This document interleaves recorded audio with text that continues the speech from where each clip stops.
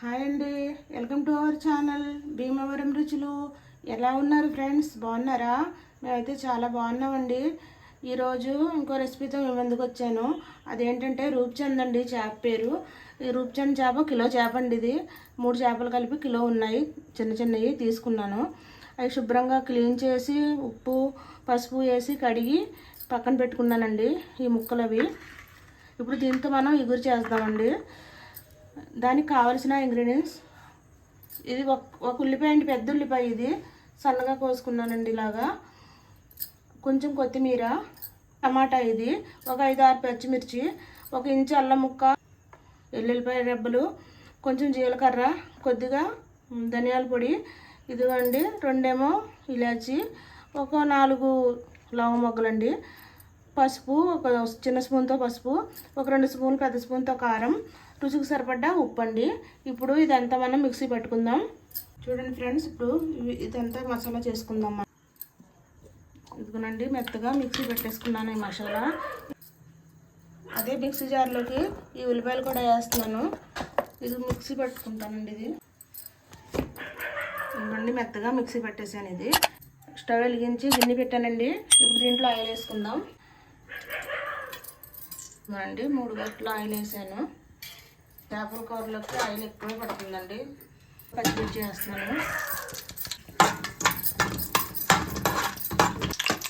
ఇవన్నీ మసాలా వేస్తున్నాను.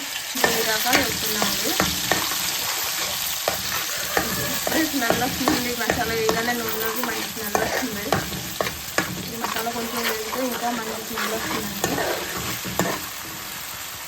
దీంట్లో టమాటా ముక్కలు వేసేస్తున్నాను. ఇప్పుడు చేస్తున్నానండి. ఇది పులుసు కాదు, ఇది చేస్తున్నాను. ఇది బాగా వేసాక కొంచెం కొత్తిమీర కూడా వేసుకున్నాను దీంట్లో. ఇదిగోనండి ఈ ఉల్లిపాయ మసాలా వేసేస్తున్నాను. మొత్తం కలిపి ఫ్రై చేసుకుందాం. ఈ ఉల్లిపాయలు పచ్చివాసన ముట్టుకోవాలి. బాగా ఫ్రై అవ్వాలండి. ఇది మంచిగా ఫ్రై అయిపోయింది. ఇది ఇప్పుడు దీంట్లో పసుపు ఉప్పు వేసేసుకుందాం. ఇదిగోండి ఉప్పు రుచికి సరిపడ్డా. ఇది కారం, చిన్న స్పూన్తో 1/2 స్పూన్ పసుపు. ఇది మొత్తం కలుపుకున్నాం కదా. చూసారు కదండి ఎంత ఉందో మసాలా. ఈ మసాలాతోనే దాంట్లో గ్రేవీ వస్తుందండి. అది మనం ఫ్రై చేసుకునే దానికి ఉంటుంది. ఎప్పుడైనా ఉల్లిపాయ బాగా మెత్తగా ఫ్రై అయిపోవాలి, అయిపోతే మంచి గ్రేవీ వస్తుందండి. ఇప్పుడు చూసారా నూనె పైకి వచ్చింది కదండి. ఇప్పుడు ఇలాగా ఆయిల్ పైకి వచ్చిన తర్వాత దీంట్లో వాటర్ పోసుకుందాం. ఇదిగోండి మిక్సీ జార్లోనే వాటర్ పోసాను. ఇలాగా ఉడికిన దాకా కొంచెం ఉడకనివ్వాలి. ఇది ఇప్పుడు మూత పెట్టేసి కొంచెం ఉడికిన తర్వాత మనం చేసుకుందాం. దీంట్లో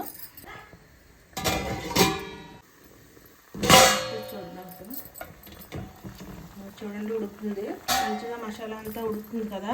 ఇప్పుడు దీంట్లో ఫిష్ ముక్కలు వేసుకుందాం.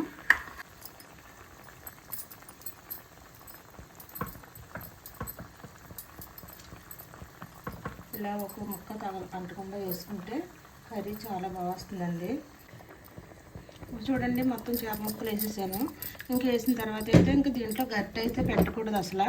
ఇంక ఇలాగే మనం తిప్పుతూ ఉంటాం కదండి కర్రీ. ఇది మొన్న కట్టి చేపల ఇగురు వండాను కదండి, అది ఆ స్టైల్ వేరు, ఈ స్టైల్ వేరండి. మనం ఎన్నో రకాలుగా చేసుకోవచ్చు. మనకి ఏ రుచి నచ్చితే ఆ రుచి, మనకి దేనికి తగ్గ టేస్ట్ అది ఉంటుందండి. అప్పుడు చేసిన కూర అయితే పాతకాలం నాటి కూర. ఇదైతే ఇప్పుడు అందరూ చేస్తున్న అటువంటి కూరేనండి. చూడండి ఇది చాలా ఎమ్మిగా ఉంటుంది, టేస్టీగా ఉంటుంది. కర్రీ అయితే బాగుంటుందండి. కొంచెం ఉడికాక చూపిస్తాను. చూడండి ఉడుకుతుంది. మధ్యలో ఒకసారి మనం ఇది కదుపుకోవాలండి అటు ఇటును, లేకపోతే అడుగంటుంది.